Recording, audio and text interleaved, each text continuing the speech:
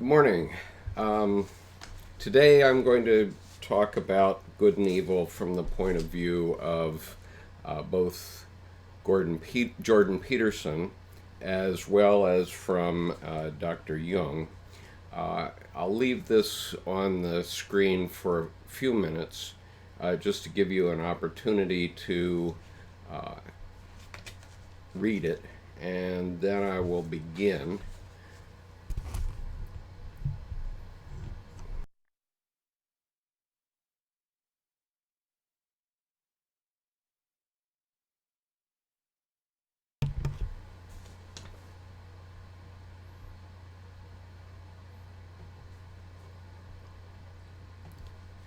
Okay, without further ado, let me talk about what I'm going to talk about today in Good and Evil. First of all, I'm going to talk about Dr. Jordan Peterson's formula for determining what is good, which will help us understand what is evil. And then I'm going to give you a couple of quotes from Jordan Peterson's book, Maps of Meaning. Those will give you his perspective on those things.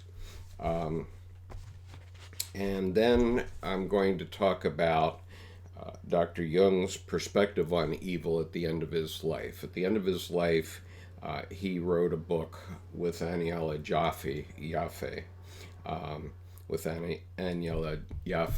about his life, and at the end of it is a chapter called Late Thoughts. Now, this is some of the very last writing that Dr. Jung did in his lifetime, and so he obviously thought it was very important. And there's a long passage about evil in that book, which I'm going to go through at least the main topics. The first of these will be the world is now confronted with evil. Then his point is that touching evil brings grave peril of succumbing to evil. Next, he talks about the limitations of a moral code, things like the Ten Commandments, and how they lose their effectiveness. Then he talks about the main reason that evil is so strong in the world is because of our poor education. Then he offers an answer to the problem of evil. And finally, he makes the assertion that evil today has become a visible great power. And so I want to talk about each of those points, and I'm going to come back to the point that he made at the end of his life in answer to Job at the very end. That'll be the final screen I put up. But first of all, hi Shea, hi Miles, thank you for joining us. The first issue that I promised to discuss is Jordan Peterson's formula. Now, Jordan Peterson had a interview, which you can find all online, called Reconciling Science and Religion.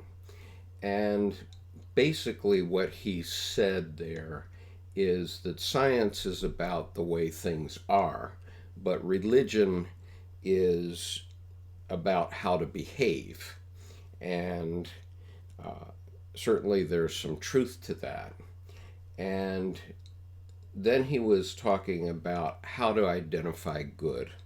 And he talked about a complex kind of wedding cake. And in this wedding cake, at the center, you have, does your behavior work out for you? Is it good for you? The next stage is it good for your family? The next stage is it good for your community? The next stage would be, is it good for your country? And then, is it good for humanity as a whole? And so those are concentric circles. And if you can say that your proposed course of action is good on all of those parameters, then it is good. But then you have to slice the wedding cake horizontally, because it needs to be good for you today, 10 days from now, next month, next year, 10 years from now, and 1,000 years from now. And if you can answer that your behavior is good on all those parameters, then you can be pretty sure that you're doing good. But if you can't, then you have a problem. And so let's just talk about it and by implication, what I'm saying here is that if you can't answer that it's good, then it obviously falls into the category of evil. And so let's give a couple of examples of that. First, the behavior of a thief. Now, for a thief who's stealing something from a local shop, let's say, it may be good for him right now. He may be hungry, and so it's good to eat, and so that's what he cares about. Depends on how affluent he is and so on, but that may be good for him. But is it good for his family? Well, yes, it could be, because he might be stealing food to support his family. He has hungry mouths to feed. But then, is it good for the community? Well, now we get into more problematic areas, obviously, with crime, because even though he fed himself, even though he fed his family, he has taken something from the shopkeeper, made the shopkeeper's life more difficult in many ways. He's taken his inventory, he's taken his livelihood, the livelihood of the shopkeeper, and obviously that is evil. That can't be regarded as good. And if you go out and expand that to a nation that has a lot of thieves in it, as many countries do, you hold back the country. You could apply the same thing. Let's see.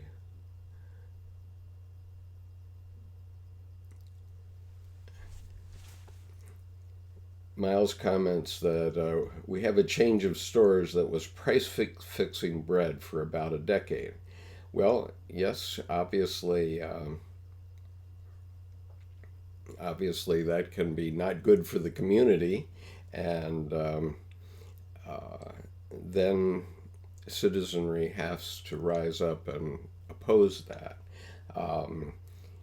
And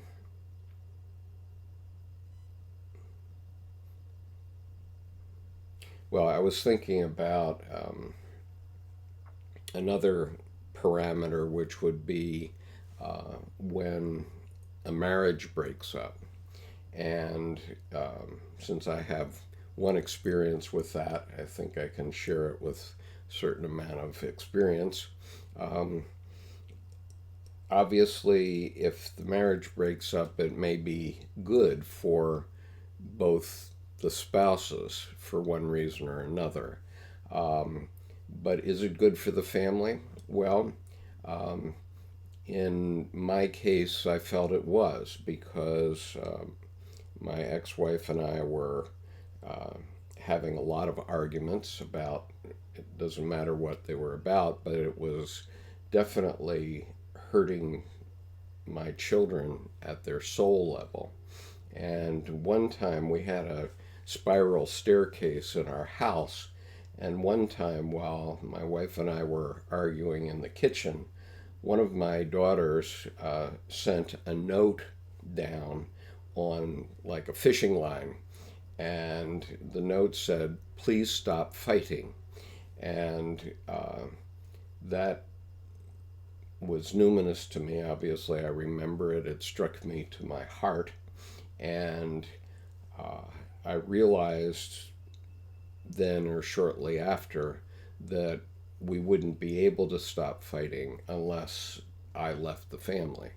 And I'm not saying that my departure was entirely altruistic. Obviously, I had other reasons for leaving, but I know that it was not bad for my family from the point of view of stopping the fighting that needed to stop. And obviously, children that are in homes like that throughout their growing up years tend to have troubled relationships later in life. And but in the long run, was it good? Well, my ex-wife, when we were breaking up, she wanted to go to marriage counseling, which we did, and I felt that counseling was really ineffectual because the psychologist didn't really give us a roadmap, and I needed a roadmap. And I asked him at one time, "How does this come out?" And his answer was, "I don't know." That wasn't helpful. And so that was one of the things that set me on my journey to start to understand myself from a psychological point of view. But at the time we were breaking up, my wife also gave me 2 books about how it feels to be in a broken home. And she should have read these books first because she intended for them to shame me back into the family. But what these books basically said is that some of the great artists and great statesmen and some of the most prominent people that have ever lived came from broken homes. So it wasn't a very convincing argument for staying in the marriage. And so going forward now, I have been very assiduously careful to maintain my love for my ex-wife, but it's more a love as a sister rather than my spouse. And so we have had very good relations for 30 years now. And in terms of my daughters, it does not seem to have hurt them at all. Although for me, the downside, and this is a weighing of good and evil now, the downside was that I missed the growing up years of my daughters, except for the times that I went to visit them. We lived 375 miles apart after I left the family. And over a period of about 15 years, I made approximately 200 trips up to where they live or lived at that time in order to be with them over weekends and so on. And so the result of that seems to be that I have quite solid relationships with all of my children now. And they, meanwhile, have all developed in very good ways. They all have children. They all are good citizens. One is a psychologist, a professional psychologist. Actually, she's a clinical social worker. One is very active in the church, and One is currently handling twins from last summer. So she's a mother and is passing through the early phases of the mother archetype. So all of that is good. Um, well, thank you, Miles. um, I Miles says that I seem so tranquil now, hard to believe you being angry. Um, I rarely get angry. I can remember specific times when I did. For example, when I had just become a second lieutenant in the Marine Corps and I wanted to purchase an automobile. And I went to the dealer and I started to go through the process, and and they refused to deal with me because I hadn't established a strong credit rating at that point. And I was literally furious because here I was giving my life for my country. I was about to go to Vietnam. I had a young wife, and we needed a car. And I was an officer and a gentleman by act of Congress, so how dare him not loan me the money to buy the car, especially since the loan would be secured by the car itself. But nonetheless, he did that, and I was furious. I really blew up right in his showroom, and I still remember the level of anger I had to this day. That anger obviously bubbled up for all those reasons from my unconscious, because I don't tend to get too hyper um, on a day-to-day basis. Anyway, because I grew up in the Navy, I had a lot of Job experiences throughout my growing up years. I was frequently transplanted, and from a child's point of view, being transplanted to another school is a kind of defeat in the context of the Job archetype, which is contest, defeat, lamentation, and rebirth. And so my ego had an opportunity to grow over many years, many experiences. I actually went to 13 different schools in um, 22 years of education, which includes 10 years of college and graduate school. Um, and there were four of those, but the other times were all moves when I was in elementary, junior high, and high school. And so when you're suddenly ripped out of your environment because your family has to move, that feels like a defeat. And you have to lament about it during the process of moving. And then you are reborn into the new environment. And you see that you can be reborn, you see that you can develop new friends, and unfortunately, most of those fall away. So, unlike other families where uh, someone grows up for many years in the same school system as my daughters did after my eldest daughter's fifth grade year. They all grew up in the same school system and stayed in the same town for the rest of their schooling until they went to college. And so theirs was a more, let's call it, normal experience. But because I had to be reborn many times uh, through high school, I lost most of those lifetime friends.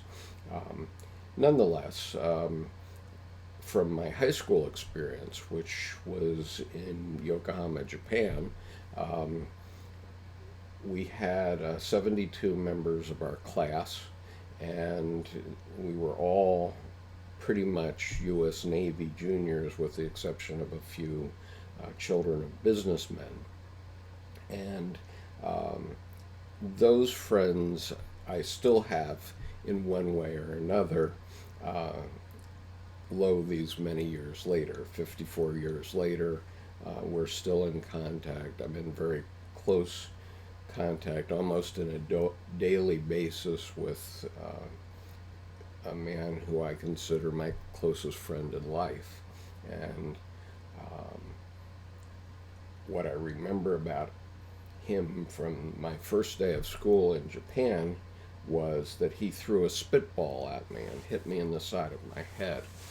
And and that that said, "Hey, pay attention to me," and so I ultimately did, and we spent many years going to ski resorts in Japan. Just not only the two of us, but he and I often led groups of younger children, younger American children now, out into the ski resorts of Japan, and this was in the early '60s.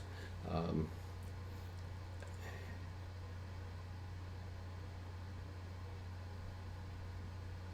so anyway, so I basically have talked about Jordan Peterson's formula, which is this formula of deciding whether your behavior, something that you propose to do, is good for you, your family, your community, and so on, going out, and whether it's good over a long period of time. That's the formula that I was referring to, and obviously the counterpoint to that is evil. And so um, now I want to go into some of the things that are in Dr. Peterson's maps of meaning.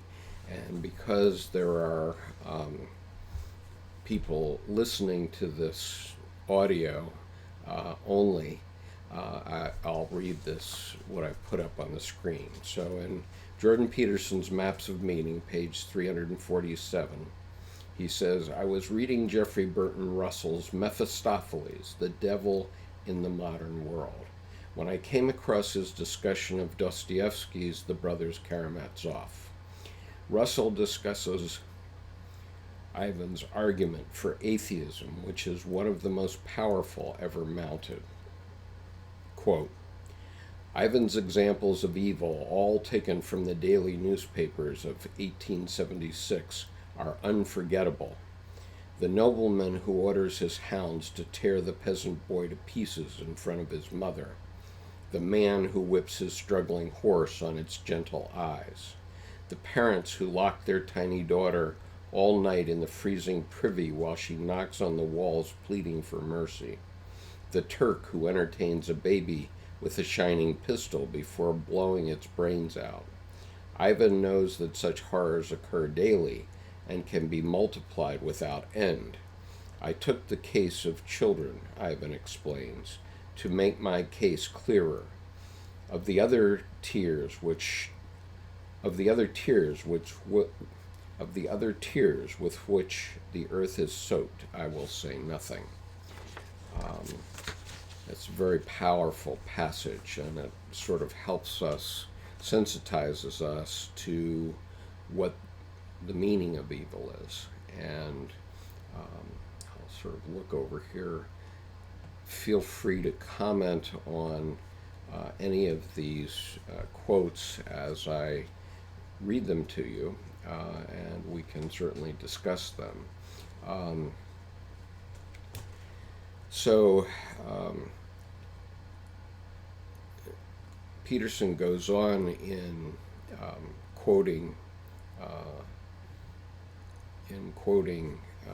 Russell, and this is again in Maps of Meaning, page 347. Russell states, "The relation of evil to God has in the century of Auschwitz and Hiroshima once again become a center of philosophical and theological discussion. The problem of evil can be stated simply. God is omnipotent. God is perfectly good. Such a God would not permit evil to exist, but we observe that evil exists. Therefore, God does not exist. Variations on this theme are nearly infinite. The problem is not only abstract and philosophical, of course, it is also personal and immediate. Believers tend to forget that their God takes away everything that one cares about: possessions, comforts, success, profession or craft, knowledge, friends, family, and life. What kind of God is this? Any decent religion must face this question squarely, and no answer is credible that cannot be given in the face of dying children. Peterson goes on, "It seems to me that we use the horrors of the world to justify our own inadequacies. We make the presumption that human vulnerability is a sufficient cause of human cruelty. We blame God and God's creation for twisting and perverting our souls, and claim all the time to be innocent victims of circumstance. What do you say to a dying child? You say, 'You can do it. There is something in you that is strong enough to do it.' And you don't use the terrible vulnerability of children as an excuse for the rejection of existence and the perpetuation of conscious evil."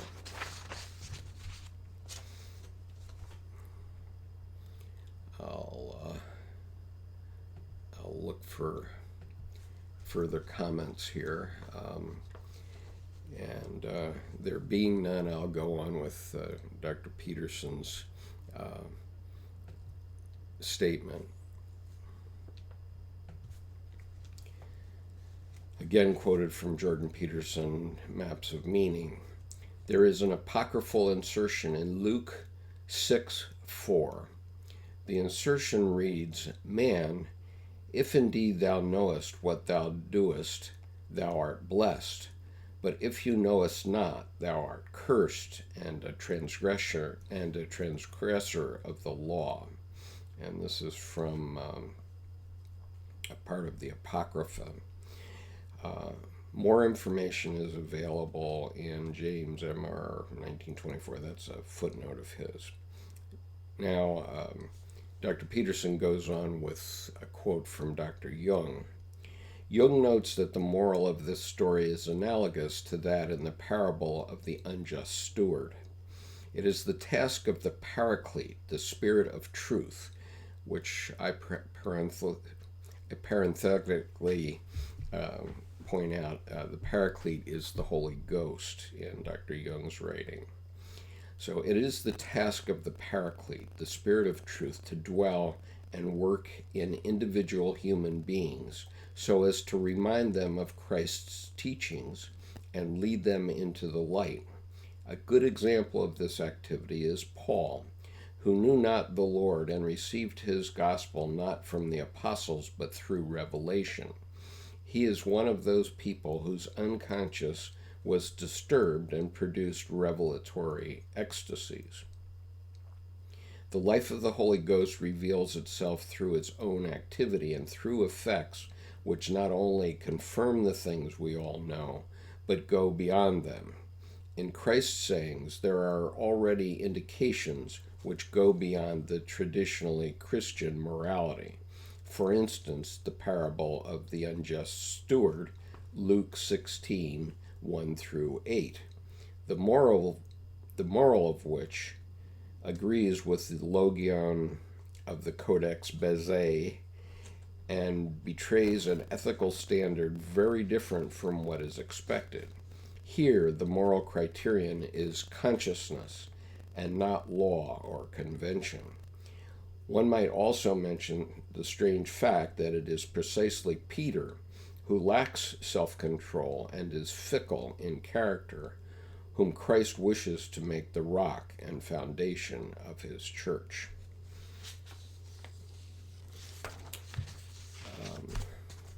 So,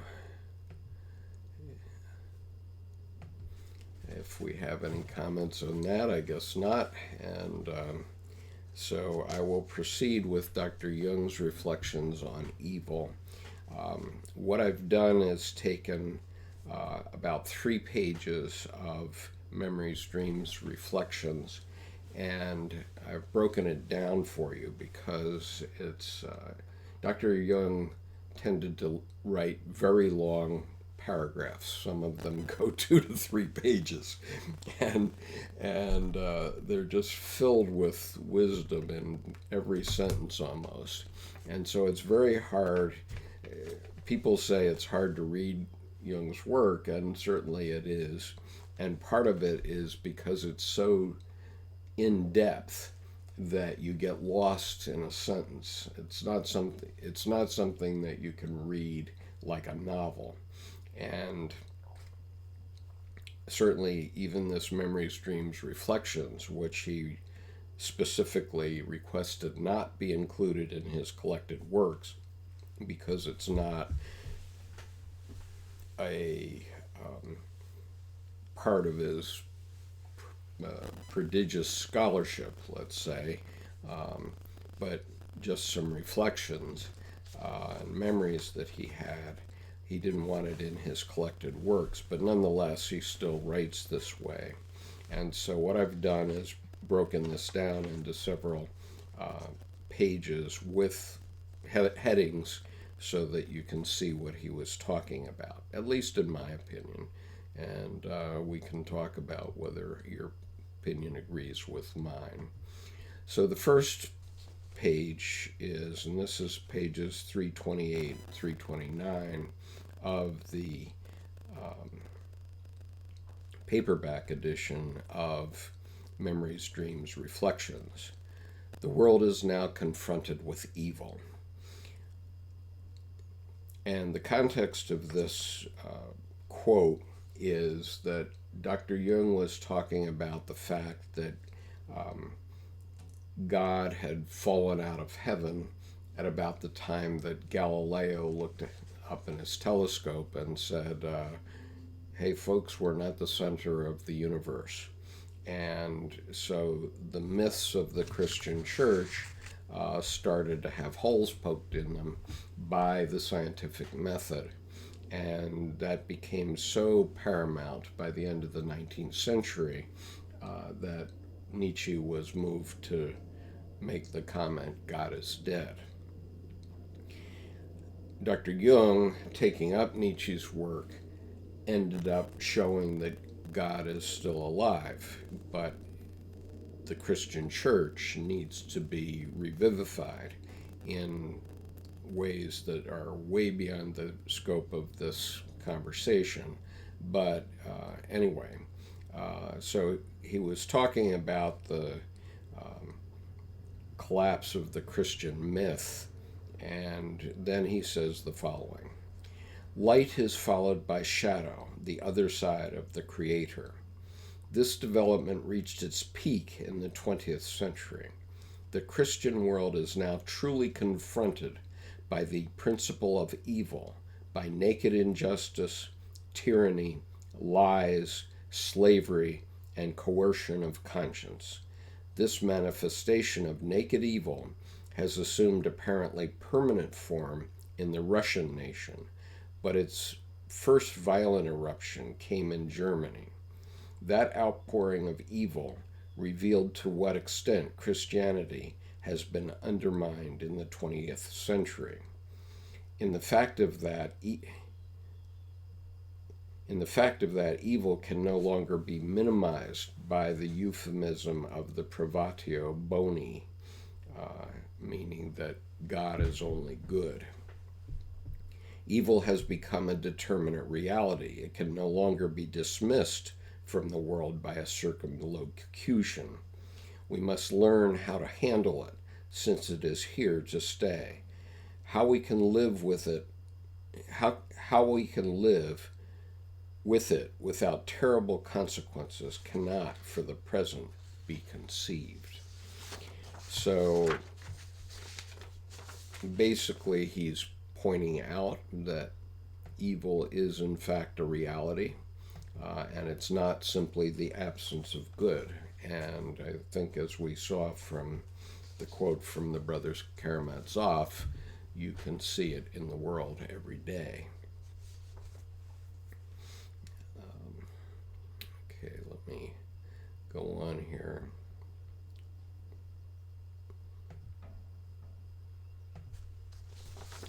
Okay, going on. Touching evil brings grave peril of succumbing. This is on page 329 of Memories, Dreams, Reflections. In any case, we stand in need of a reorientation, a metanoia. Touching evil brings with it the grave peril of succumbing to it. We must therefore no longer succumb to anything at all, not even good. A so-called good to which we succumb loses its ethical character. Not that there is anything bad in it on that score, but to have succumbed to it may breed trouble. Every form of addiction is bad, no matter whether the narcotic be alcohol or morphine or idealism. We must beware of thinking of good and evil as absolute opposites. The criterion of ethical action can no longer consist in the simple view that good has the force of a categorical imperative, while so-called evil can resolutely be shunned. Recognition of the reality of evil necessarily relatives the good, and the evil likewise, converting both into halves of a paradoxical whole. In practical terms, this means that good and evil are no longer so self-evident. We have to realize that each represents a judgment. In view of the fallibility of all human judgment, we cannot believe that we will always judge rightly. We might so easily be the victims of misjudgment. The ethical problem is affected by this principle only to the extent that we become somewhat uncertain about moral evaluations. Nevertheless, we have to make ethical decisions. The relativity of good and evil by no means signifies that these categories are invalid or do not exist. And I'll look for comments that you might have. I think I'm sort of shocking my listeners, so I will go on. I see that there are quite a number of you still watching, so it seems I might be touching a topic that is of concern to folks. And so I'll go on with the next part. This is from pages 329 and 330 of Memories, Dreams, Reflections. Limitations of a moral code. Moral judgment is always present and carries with it characteristic psychological consequences. I have pointed out many times that as in the past, so in the future, the wrong we have done, thought, or intended will wreak its vengeance on our souls. Only the contents of judgment are subject to the differing conditions of time and place, and therefore take correspondingly different forms. For moral evaluation is always founded upon apparent certitudes of a moral code which pretends to know precisely what is good and what is evil. But once we know how uncertain the foundation is, ethical decision becomes a subjective, creative act. By subjective, Dr. Jung means coming from each of us individually.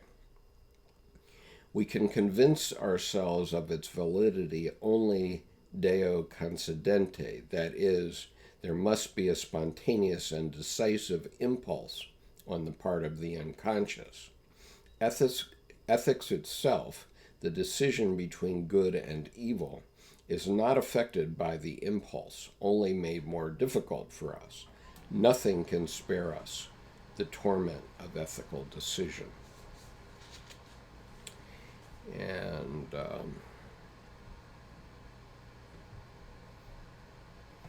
so I certainly can attest to the fact that certain things that I've done in my lifetime still work on my soul, and also that the moral code, like a moral code being something like the Ten Commandments, thou shalt not do X, doesn't really help. Each person has to still apply this moral code.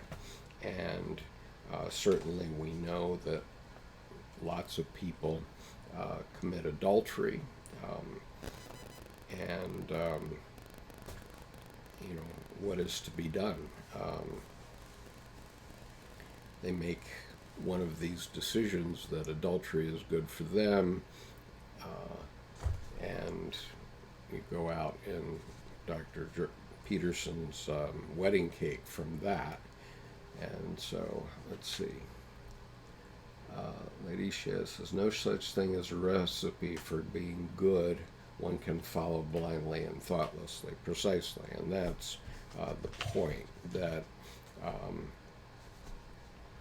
we look for rules because we're taught to do so as we grow up. But once ultimately we find rules are not binding.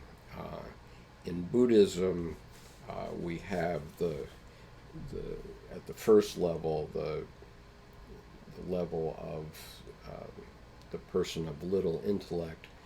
We find the idea of cause and effect, which is karma, which is what goes around comes around. That's my tongue-in-cheek answer to what karma is in Buddhism. And that's what Moses was trying to rely on when he came down from the mountain with his rules carved in stone. And so, if you didn't follow those rules, God would punish you. And I think certainly if all of us look into our hearts, the times that we have done things, let's say unethically, if we go back and evaluate some of these times, those misdemeanors, whether or not we were punished by the law, we certainly are punished in our soul. We're punished from our unconscious itself. So let's see here. Okay, moving on. Okay, I'm now reading from Memories, Dreams, Reflections, page 330. Much of the blame rests with education. As a rule, however, the individual is so unconscious that he altogether fails to see his own potentialities for decision. Instead, he is constantly and anxiously looking around for external rules and regulations which can guide him in his perplexity. Aside from general human inadequacy, a good deal of the blame for this rests with education, which promulgates the old generalizations and says nothing about the secrets of private experience. Thus, every effort is made to teach idealistic beliefs or conduct which people know in their hearts they can never live up to, and such ideals are preached by officials who know that they themselves have never lived up to these standards and never will. What is more, nobody ever questions the value of this kind of teaching. Well, obviously, by this last statement, which I put in red on this slide, Dr. Jung is questioning the value of this kind of teaching. And basically, he's saying that we have to start teaching about the opposites, that not everything can be determined by karma or the rule of cause and effect. If you rob the local store, you will be punished. And I recall a specific example where my wife and I went to a cafe every Friday night while we were living on Capitol Hill. It was called Machiavelli's, which we thought was quite a giggle. And at that cafe, there was a waiter. And after about 5 or 6 weeks of doing this every Friday, he would recognize us. And he would recognize that every time we came, I would order a pitcher of beer, which that my wife and I would drink during the course of an evening. And so it got to the point where every time we would sit down, he would just automatically bring the pitcher of beer um, without us ordering it. But when the bill would come around, um, he wouldn't put the price of the pitcher of beer on the check. And so the result of that was it was either it was an ethical decision for me, and so invariably I chose to pay for the pitcher of beer even though it wasn't on the check. But the negative side of that is that I knew that he wouldn't put that money in the till, he would put it in his pocket. And so uh, while I can say I wasn't stealing the pitcher of beer, I also knew that the waiter was choosing its price or stealing its price. And I'm sure that a lot of the other waiters had learned to do this through their experiences at Machiavelli's. And so over a period of time, maybe 2, 3 years, Machiavelli's went out of business, and that was the consequence of that kind of behavior. And so it obviously uh, was evil. Maybe it was good for the waiter for a period of time, but for us, we lost our favorite watering hole. Okay, so Lady Shea says,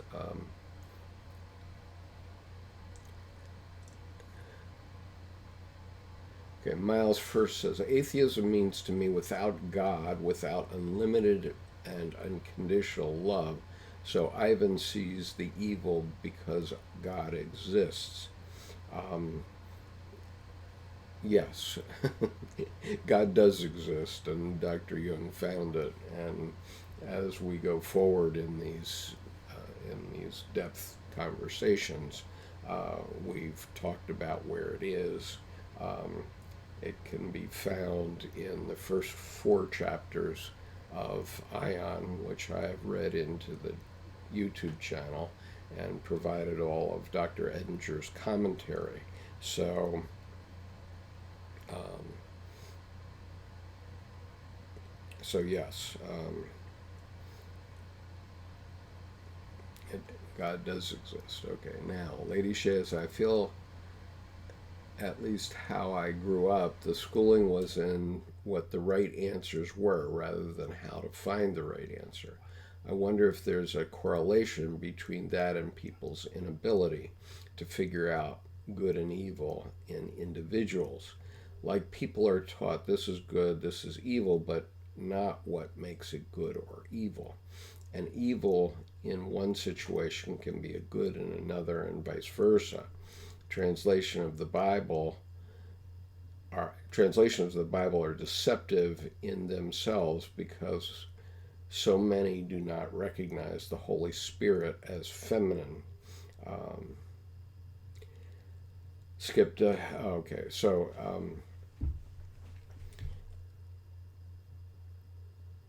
well, the word philosophy comes from its root is Greek, and it comes from Philo and Sophia.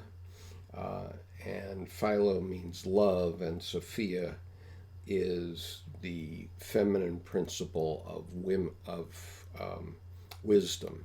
Sophia is wisdom, and so if you look in the Psalms, you see long passages about Sophia and wisdom, and Dr. Jung's position was that Sophia existed before the creation, literally. And in Buddhism, there's a lot of talk about duality, what Dr. Jung would refer to as the opposites. And so when we fall into the opposites, then we have to realize that for everything that you think is good, someone else will think is bad. And so we have to weigh up these ethical decisions, each one of us, and hopefully we've had enough experience over time so that we can do it consciously. The solution seems to be consciousness.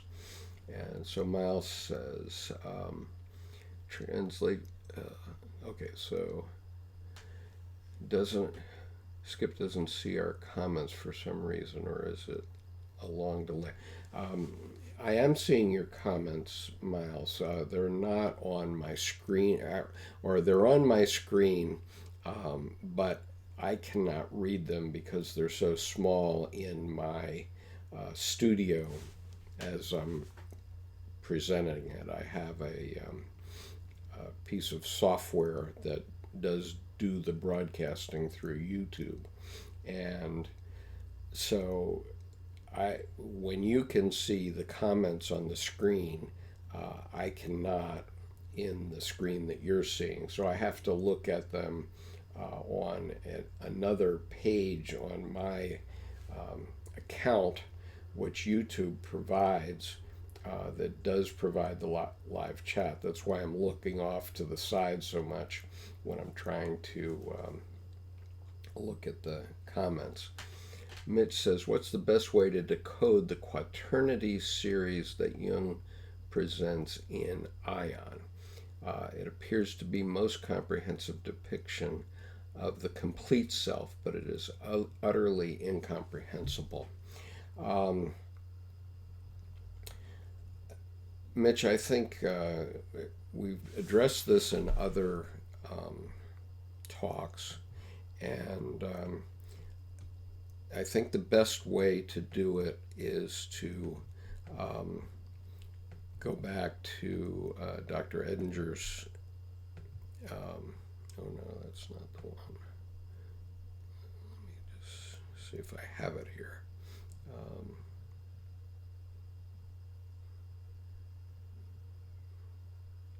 I may have gotten it off my.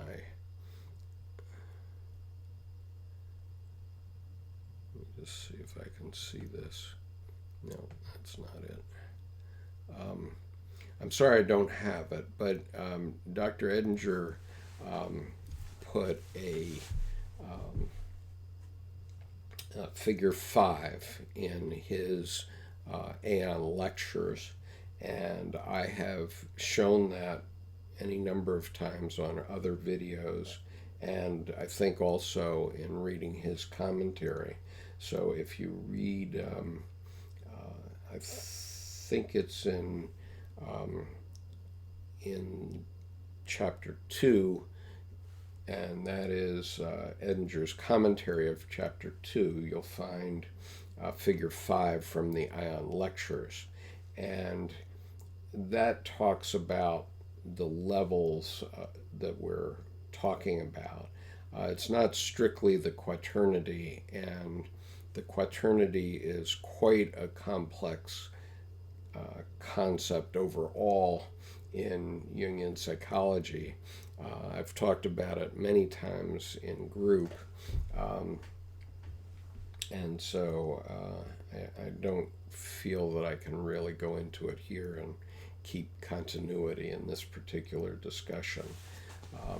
But certainly if you approach me offline at skip.conover@gmail.com, I'll try to at least give you links to some of the appropriate discussion on that.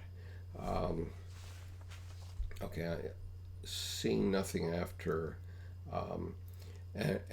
So anyway, I apologize, Mitch. I agree with you entirely that some of this stuff is incomprehensible, and I acknowledge that it's very difficult.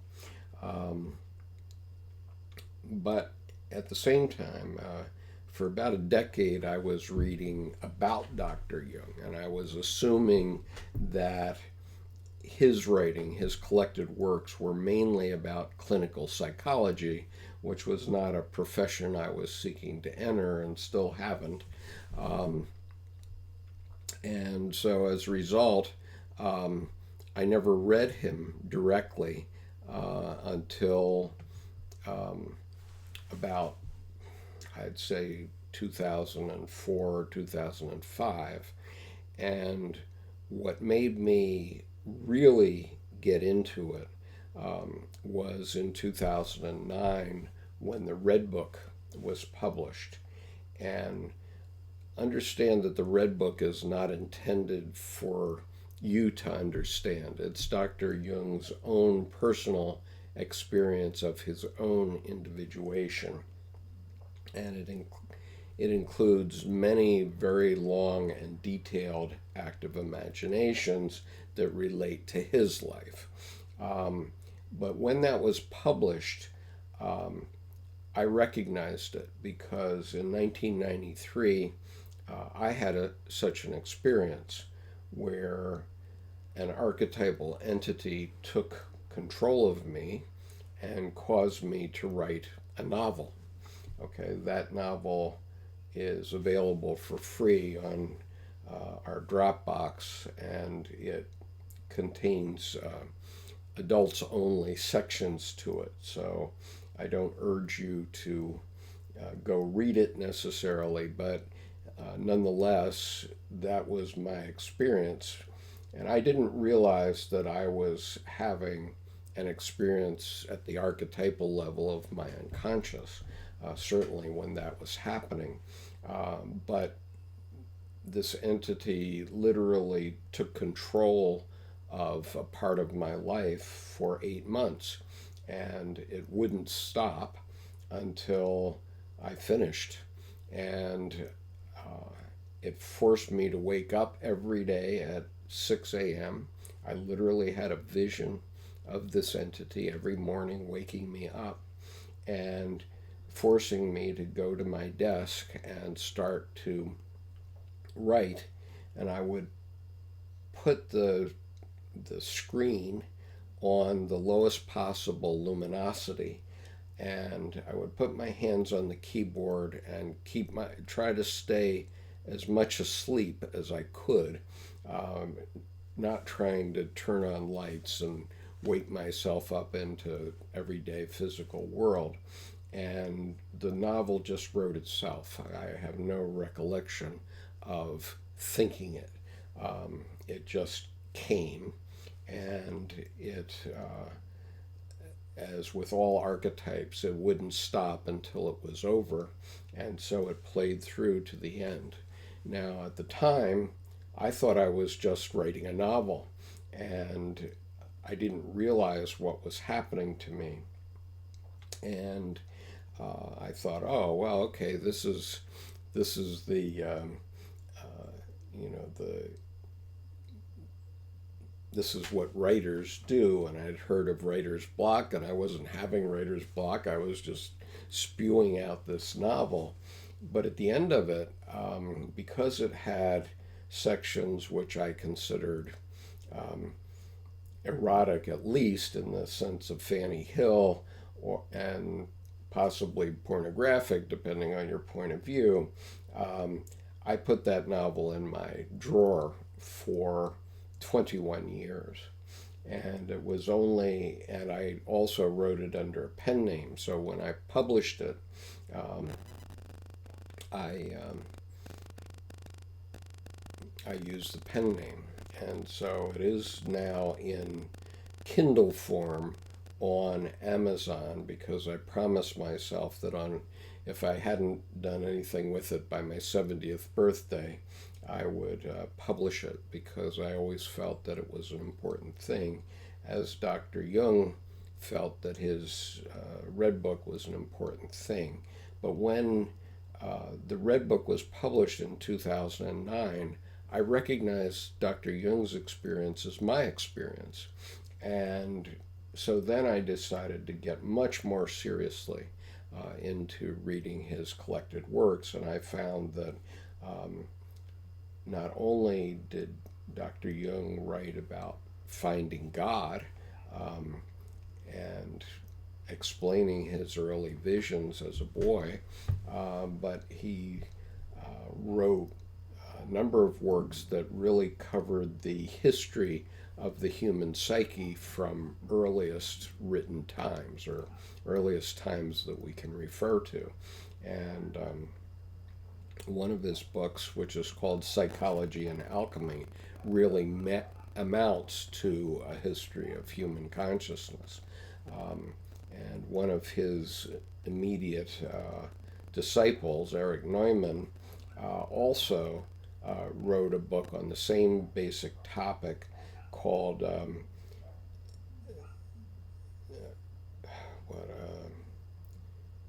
The Origins of Consciousness, something like The Origins of Consciousness. And so it's Erich Neumann, Neumann. Dr. Neumann was cut off from the Jungian group during World War II. He was living in Tel Aviv at the time. And so during that time, he wrote two books. It's The History and Origins of Consciousness is the name of his book. And he also wrote a book called Depth Psychology and the New Ethic, which we did discuss in group about in the last session of December 2017, and you can find that discussion in the YouTube channel. Okay, so now I'd like to get on with the, let's see. Okay, Miles, where you asked the question, Mitch or Lady Shea, can you see this comment? I'm sure that they can. I can see it. And I'm not seeing it on my screen, except on a different instance of my browser window.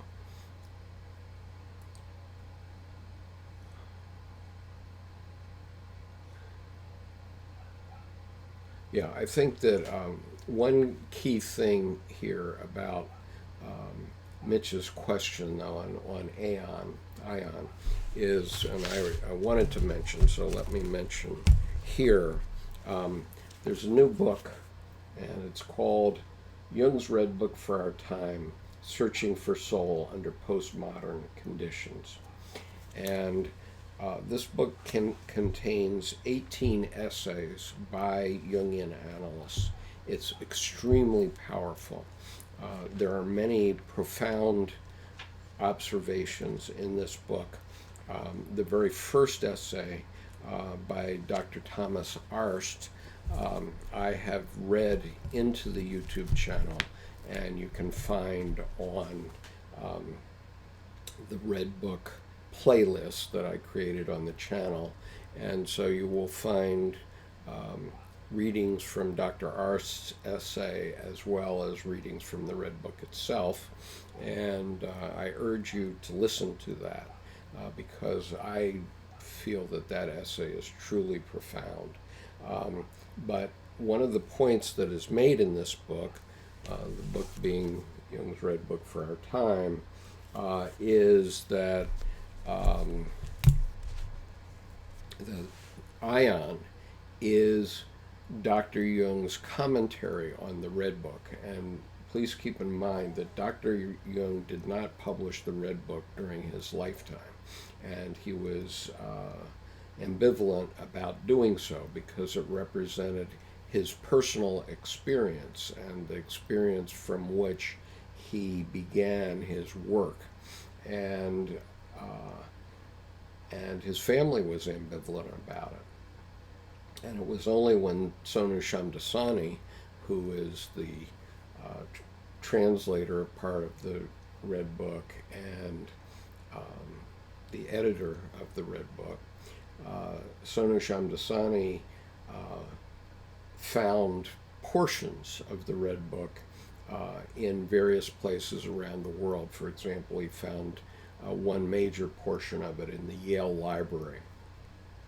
And so he went to Dr. Jung, or not to Dr. Jung, to Dr. Jung's grandchildren, and said, look, this portions of this thing are around the world in various libraries, in rare manuscript collections, and why don't you let me put this together in a beautiful folio volume? And that's what he did. You can find the folio volume on Amazon. It costs about $175. It's a huge book. And then there is, the reason it's so huge is that it has many paintings and 200 pages of calligraphy done by Dr. Jung himself. But then there's also a under $30 version of it, which is the reader's edition, but the reader's edition contains none of the images. Nonetheless, I mean, the good side of that is that the images from the Redbook, you can Google images, Carl Jung Redbook, and you can actually find the images from the Redbook online so that you can see how totally awesome they are. And then you can get the reader's edition. But Dr. Ar's point, and the point of several of the authors in this book, which was only published last October and is only volume 1, there are actually 50 Jungian analysts who've written essays. This is the first 18, and this was published in October or so of 2017. But they talk about Ion being Dr. Jung's commentary on the Redbook experiences in part. And he wrote Ion after his heart attack in 1944, and he had a vision during his heart attack which told him, he said up until that time he didn't know if he was allowed to tell the secrets that he knew. And after his heart attack, he had a vision which said that he better get it down. And so then he sat down and wrote the Ion. And that explains, among other things, the structure of the psyche itself.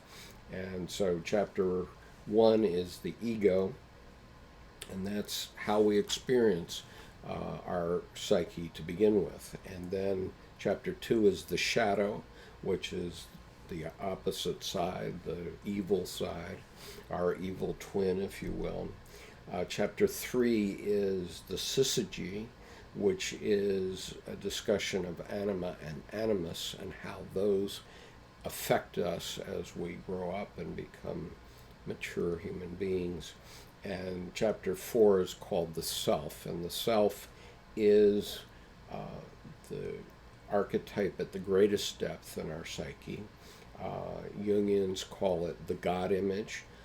They also call it access to the transpersonal self and many other things. And Dr. Jung's position was that he wasn't talking about the metaphysical God. He was only talking about this archetype, which is what he called the self or the God image.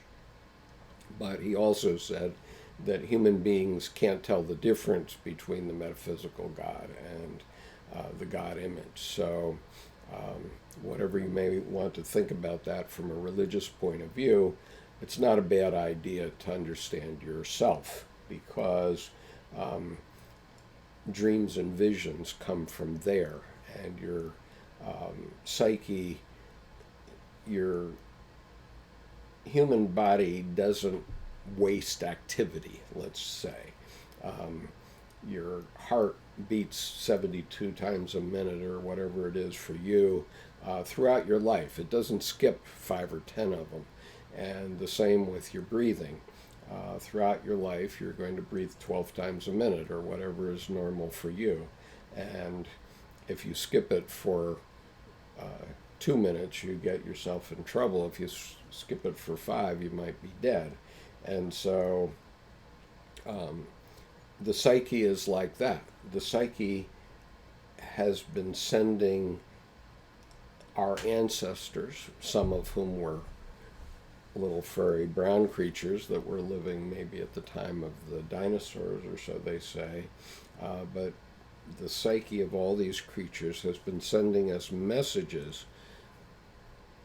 to communicate, and its way of communication is through images. And so we have to learn how to pay attention to those images, which are come in dreams, they come in visions. In my case, I mean, we used to sell in the United States radar detection devices to protect us from getting traffic tickets for speeding. And so it was something that you put on your dashboard, and it would recognize radar if radar was in the area, and that would tell you to slow down.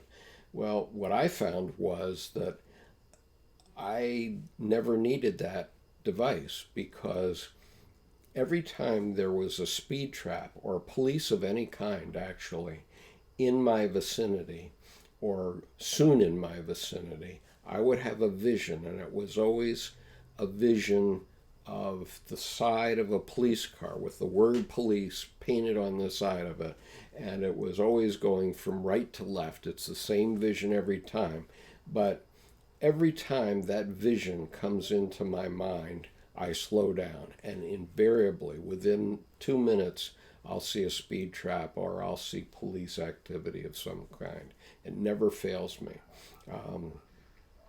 And so that's an example. But let's see.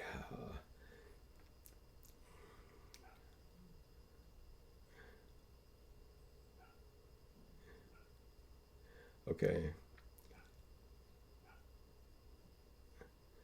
And Lady Shea said, well, wouldn't that problem be solved by simply driving legally at all times? Well, that's a question of ethics and a question of good and evil. And when you are violating the traffic laws, whatever they are, those traffic laws were put there by the transpersonal self, which is in effect the God image of your society. And when you decide to break those laws, you are making a godlike decision. And you're literally deciding between good and evil. But so this is relevant to the moral code, because the traffic laws are there to protect us from ourselves. But nonetheless, most drivers do violate the traffic laws probably daily. We all speed just about 7 miles an hour over the speed limit, and we know that the police will not stop us if we don't go faster, but we can always get away with 7 miles an hour.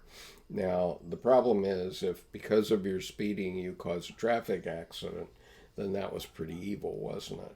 But the other one is rolling through a stop sign without coming to a complete stop. We have a stop sign in my area where you can see the oncoming traffic from a long way away. So you can, as you're coming up to this stop sign, used to be just a stop sign. Now they have a blinking red light. It's the same difference. But as you're coming up to it, you know that there's no traffic coming because it only comes from the left, and so people mostly roll through that sign because you have traffic backing up behind you, and if you stop fully, you might get somebody hitting you from behind, or at least they'll start to honk at you. So in society, we actually expect others to make these godlike decisions, but if ever there's a traffic accident because of rolling through that stop sign, that's an issue. That's evil.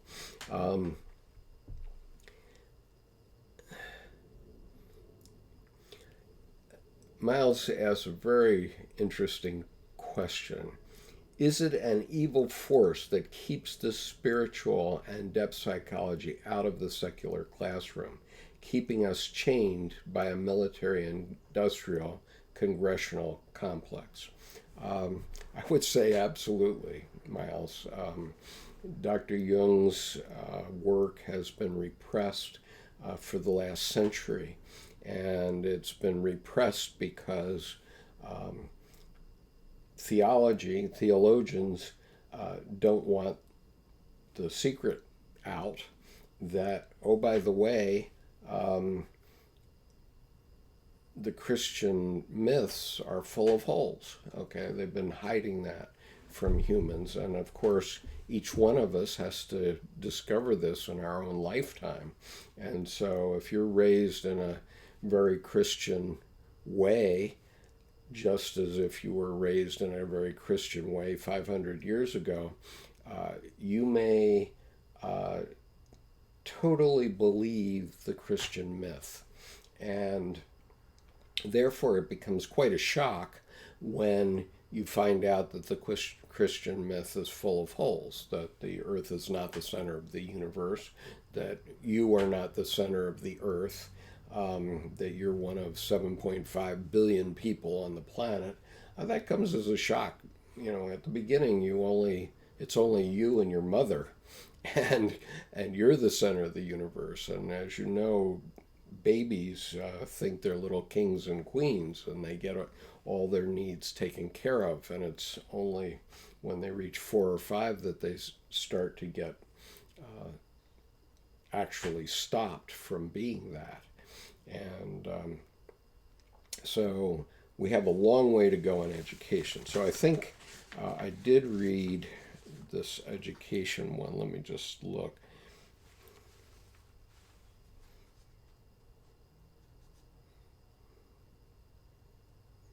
Okay, so I read the part where it says, what is more is nobody ever questions the value of this kind of teaching. Well, Dr. Jung, by that remark, was certainly questioning it. So I have 2 more pages to get through. I think I should proceed, but I will come back to your questions here in a moment. But I'd like to get these last 2 slides on the screen for everyone.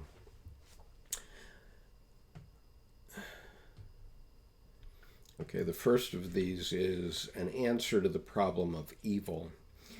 Therefore, the individual who wishes to have an answer to the problem of evil, as it is posed today, has need, first and foremost, of self-knowledge. That is, the utmost possible knowledge of his own wholeness. He must know relentlessly how much good he can do and what crimes he is capable of, and must beware of regarding the one as real and the other as illusion. Both are elements within his nature, and both are bound to come to light in him should he wish, as he ought, to live without self-deception and self-delusion. So, as we were talking about the traffic rules, obviously, if you violate the traffic rules, if you drive when you're intoxicated or whatever, that is pretty evil. And I don't think there's probably any driver who doesn't acknowledge that we've violated the traffic rules at one time or another. Either we've had a little too much to drink and we drove, or took drugs and we drove, or we went 7 miles over the speed limit, or we rolled through a stop sign, or whatever it is. Those are crimes that we're capable of, and that's a beginning of understanding the crimes that you yourself are capable of. And the whole process of individuation is to reach your own personal wholeness. And you can't have your own personal wholeness until you've totally examined your life. And I put a video on last night about the 12 steps of Alcoholics Anonymous on the YouTube channel. And I urge you to watch that because it talks about what is really necessary in order to individuate. And it's based on a book which I had read last week called Carl Jung and the 12 Steps of Alcoholics Anonymous. I urge you to take a look at that. And also, immediately following it is two letters that were exchanged between Bill Wilson, who was the founder of Alcoholics Anonymous, and Dr. Jung, about just at the beginning of 1961, which was the year that Dr. Jung died. Okay. And so there's one more slide to share with you today, and that is this one. Evil today has become a visible great power. Page 331 of Memories, Dreams, Reflections. Today we need psychology for reasons that involve our very existence. We stand perplexed and stupefied before the phenomenon of Nazism and Bolshevism, and I made the parenthetical comment, and Trumpism, because we know nothing about man, and at any rate have only a lopsided and distorted picture of him. If we had self-knowledge, that would not be the case. We stand face to face with the terrible question of evil, and do not even know what it is before us, let alone what to pit against it. And even if we did know, we still could not understand how it could happen here. With glorious naivete, a statesman comes out with the proud declaration that he has no imagination for evil, as Vice President Pence recently said. Quite right. We have no imagination for evil, but evil has us in its grip. Some do not want to know this, and some do not want to know this, and others are identified with evil. That is the psychological situation in the world today. Mind you, he was writing this in about 1960. So that is the psychological situation in the world today. Some call themselves Christian and imagine they can trample so-called evil underfoot by merely willing to. Others have succumbed to it and no longer see the good. Evil today has become a visible great power. Okay, so those are the slides I wanted to share with you. I think they're pretty self-explanatory and scary. But anyway, as I have said on a previous Q&A, if I had grown up in the environment that Donald Trump grew up, I very likely would have made many of the same decisions that he made. And that's part of my personal self-examination. But the problem that we have is that our news media and various talking heads in our television don't understand these ideas. And because they don't understand these ideas, they can't address them at all in terms of helping the American people understand what's happening. And what's happening is that over the last year, or more than a year now,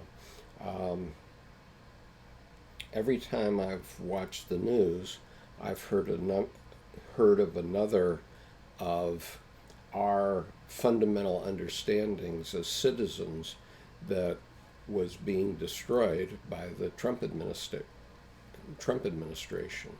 And so from my perspective, that is certainly evil because we can't put it back. Remember Humpty Dumpty, 100 king's horsemen and 100 king's men can't put Humpty Dumpty back together again. Um, the civilization that we've built up over the last 400 years in this country has been shattered. It's in shards, and it's going to take us a very long time to put a culture back together that we can all live with, and and to rise above the duality of our political system. Um, and that's surely what we need to do, because we're the best hope for humanity, in my view. Okay, the United States, for all its flaws, has provided the platform for the human spirit to rise to its greatest achievements to date overall. Okay, and that's reflected in our economy and so on. Um, but and it's reflected in the fact that people from every country want to come and live in the United States and become naturalized Americans, as we all have at some point. I mean, even so-called Native Americans only came to North America 13,000 years ago. So all of us, everybody in North and South America, has come from from somewhere else. We're all immigrants at some point in time, and we have every group in the world lives here as Americans, and largely in peace. That's what humanity as a whole wants. And so unless we figure this stuff out, we're going to have big trouble in the future. Okay, so now that I've given you my homily, I'll go back and look at your comments. And okay, Brian Roberts, I'm not going to approve your message. I'm sorry. I don't take kindly to such comments.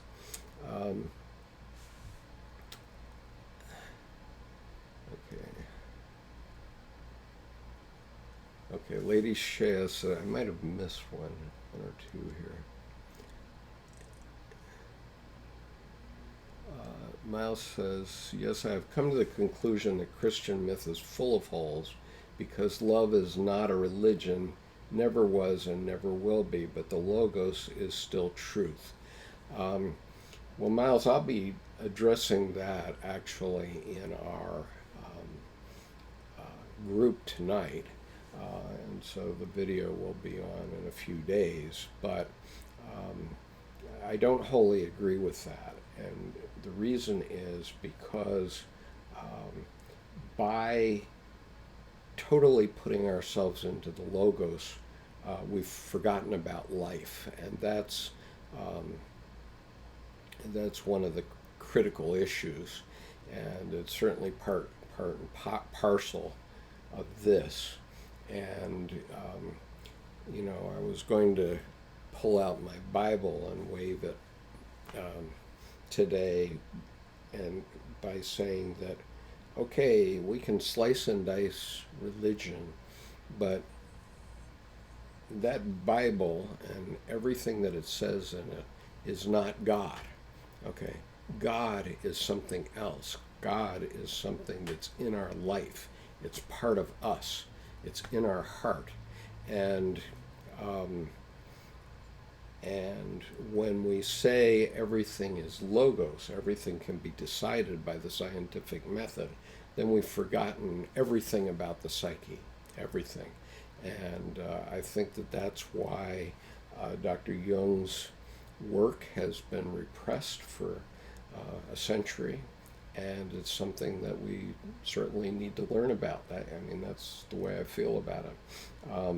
But mind you, I only came to this insight about the Logos only in the last week, so I'm not. It's not that I feel that I'm so much more advanced than you. I'm still working this out.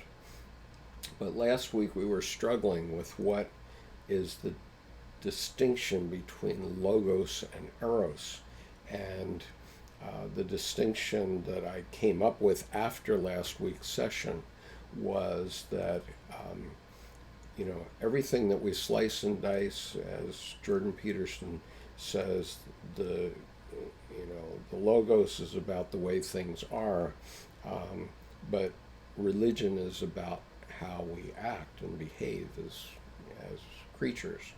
And so the logos can't make us mind the traffic laws or stay with our children or avoid criminal behavior.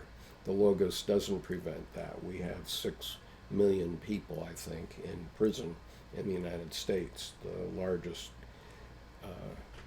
group per capita in the world. And the logos didn't prevent that. And so there's something else that we're missing. And, Winston Churchill was asked during World War II why he was funding the British Museum in time of war. And his response was, well, if we don't fund the arts, what are we fighting for? And I'll extrapolate from that and say that I think what he was getting at is that the Germans were well known for making the railway work and that sort of thing. And so if they're better at it, why should the British fight that? I mean, I spent 8 years in Japan, and there was only one occasion in that 8 years when I was aware of a train being more than a half a minute late. And yet, on that one occasion, there was an accident on the railway, and 177 people were killed because someone broke a rule. And logos is fine. I'm a logos kind of guy. I'm an attorney. I served 23 years in the U.S. Marine Corps, but I'm a reformed logos guy. Let's put it that way. I see both sides. Now let's see.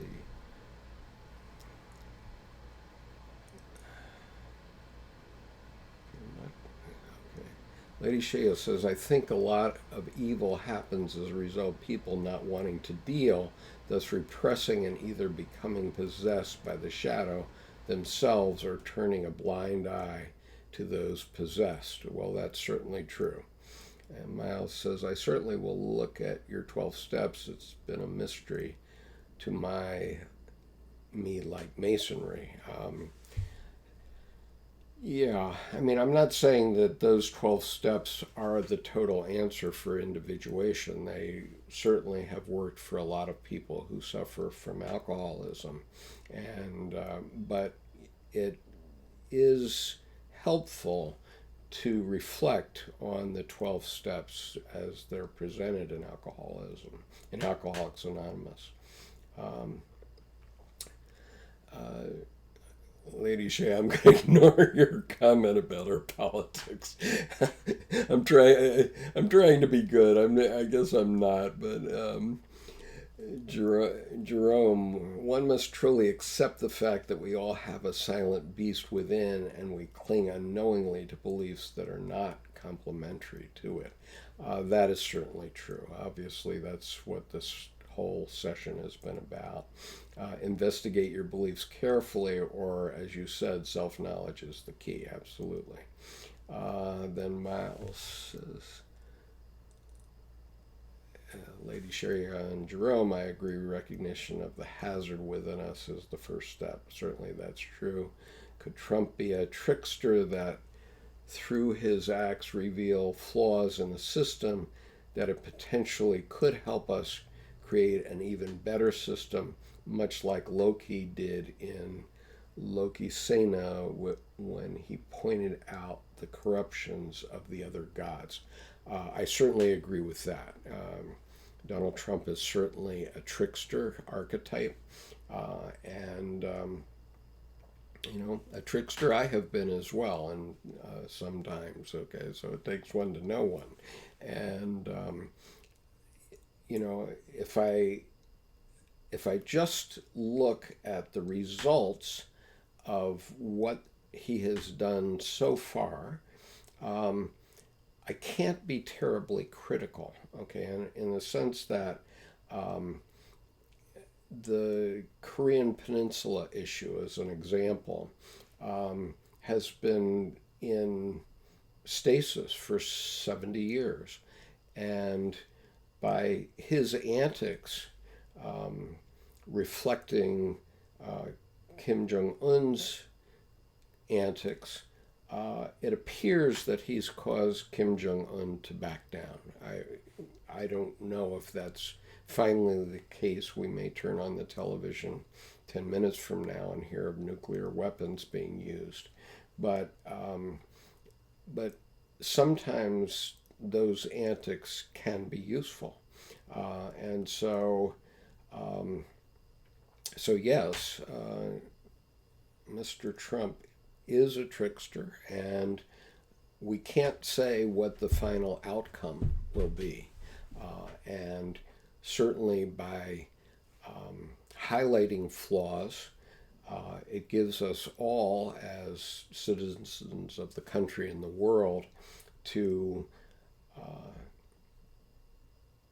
reflect on ourselves and see what it is that we really need going forward. And so if you look back at the third session of my group meetings, you'll hear me make comments about Mr. Trump before he was elected president. And in that conversation, it's in the first 5 or so minutes of that video, I said, I don't know whether it'll be good or bad in the long run. And that's still my position. I don't know if the final result of the Trump administration will be good or bad. I do think it is causing a lot of reflection, not only in the political class, but in all Americans and maybe all citizens of the world are thinking about it. And so that can be useful. And Dr. Jung was very adamant that human beings need to transform into another stage, a stage that's beyond the opposites, which is the third stage of Buddhism, where you rise above the duality and you're, quote unquote, a man of superior intellect. And that's what we need to do. We need to transform ourselves, and for better or for worse, whatever Mr. Trump is doing, he may be instigating that transformation. So who knows? And Miles says, I thought logos was the same as the word, not as in science alone. Well, okay, it is the same as the word, but, just a second. Right here I have a lot of words, okay?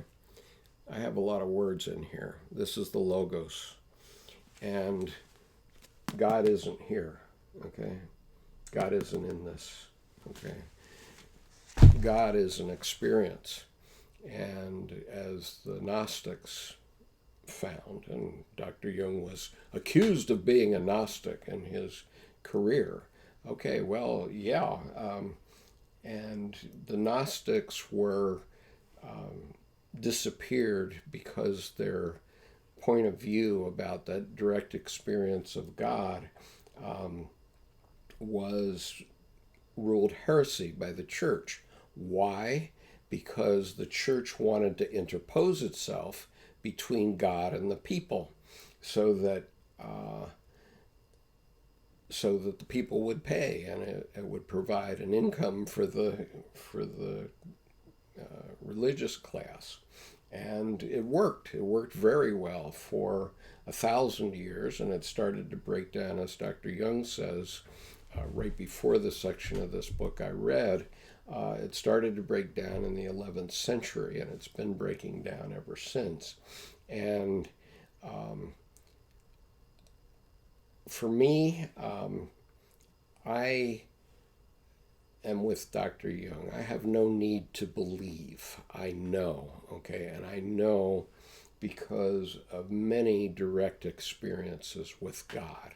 Now, whether that God is the metaphysical God or the God image, we can't tell the difference. But I know that I've had those experiences, and I've highlighted some of them on the YouTube channel. You can find them under one of the playlists.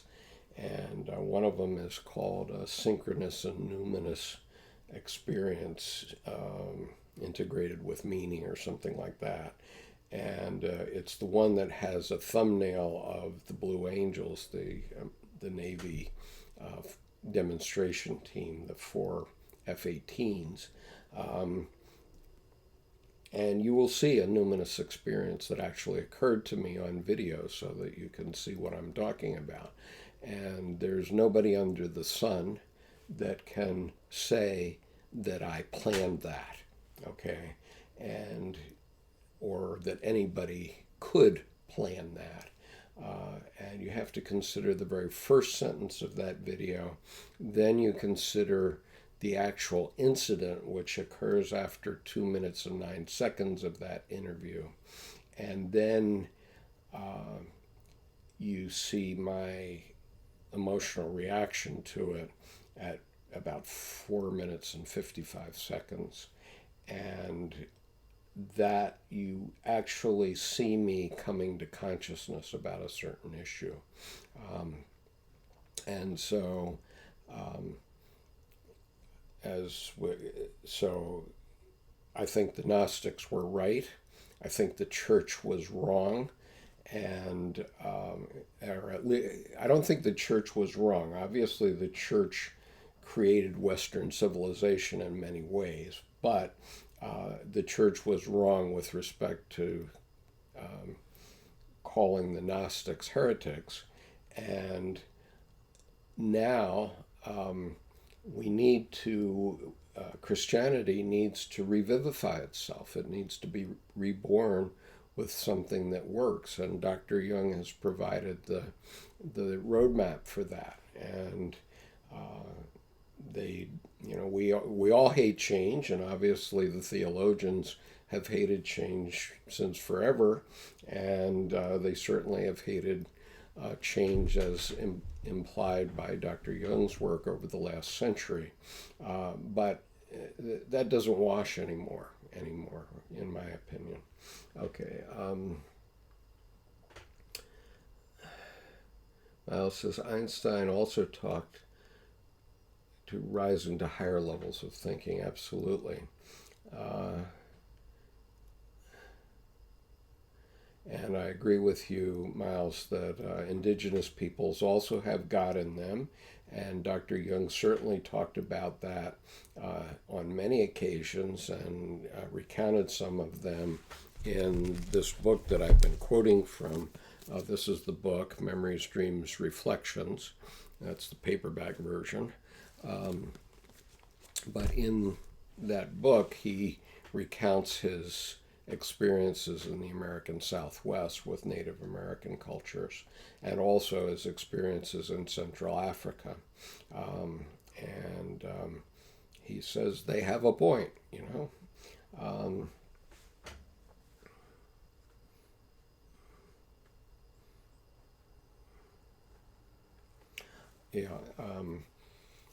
Miles says I also have had luminous experiences that I am sure people would roll their eyes to.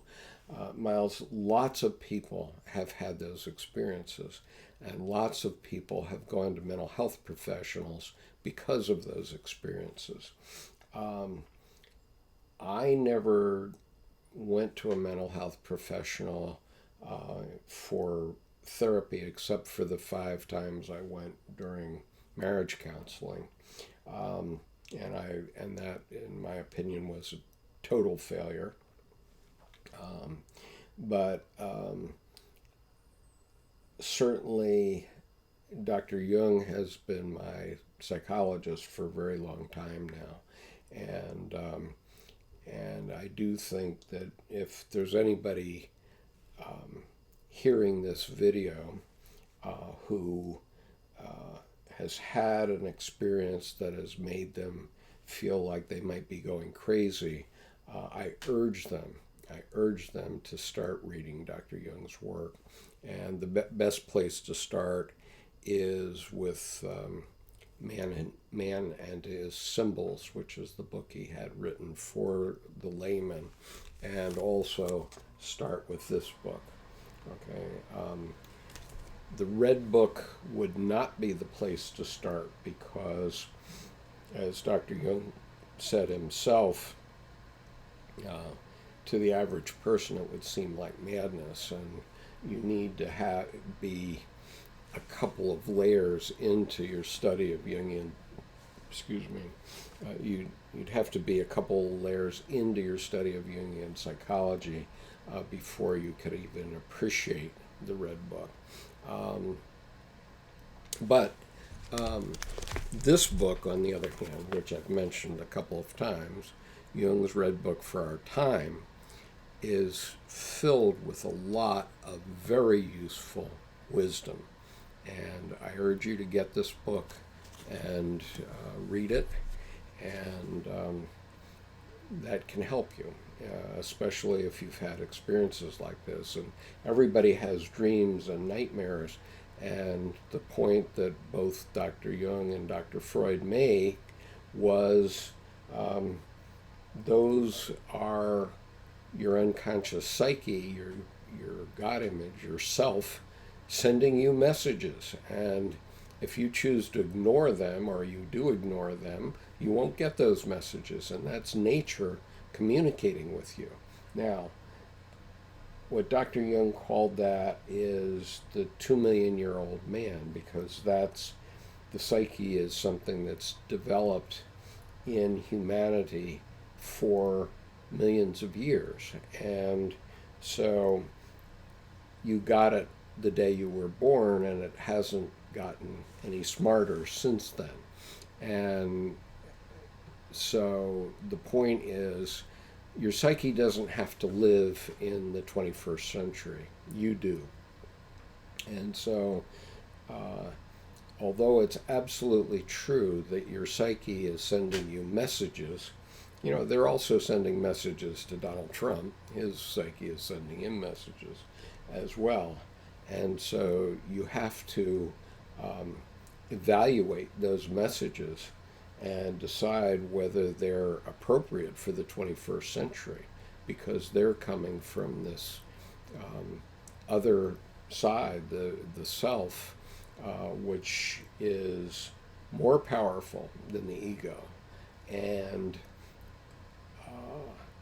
but it was developed over millions of years, and it stopped developing the day you were born for you. And so you now then have to make these ethical decisions, as Dr. Jung was indicating.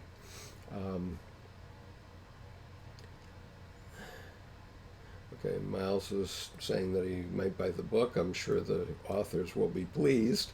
And Miles says, again, same thing. Hegel apparently said, need to absorb all the messages, conscious and unconscious, and all learning and experience. I can't say as I know anything about Hegel. That's not the kind of history I studied in college, and I haven't been studying philosophy per se since then. I fell down the rabbit hole of Jungian psychology, and as you see, I've been possessed by it. I know that I'm possessed by it, but I know that it gives meaning to my life to make these videos and to make these comments to the world. So I can't say anything about Hegel, but most of what I have to say is related to Dr. Jung's work directly.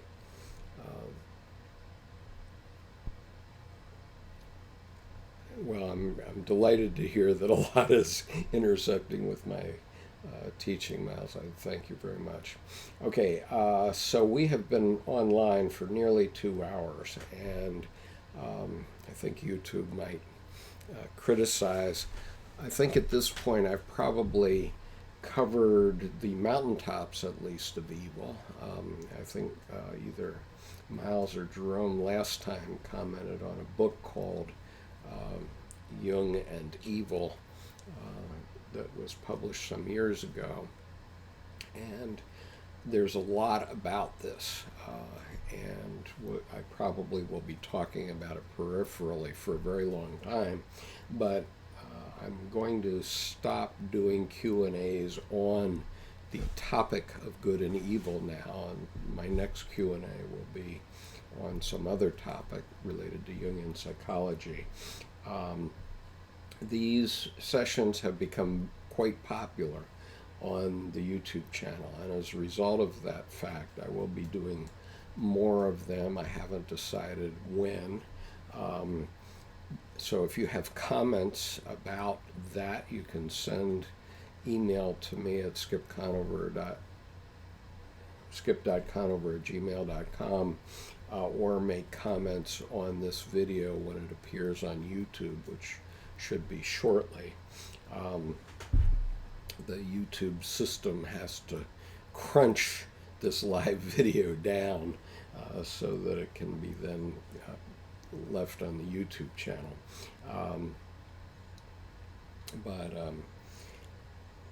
Anyway, so if you have thoughts about times of day or days of week that it would be better to hold these sessions from your perspective, please let me know. Obviously, I believe Miles is in Australia, if I'm not mistaken, and other people are in other parts of the world, so I'm trying to accommodate people all over the world, and so that makes that particular decision difficult.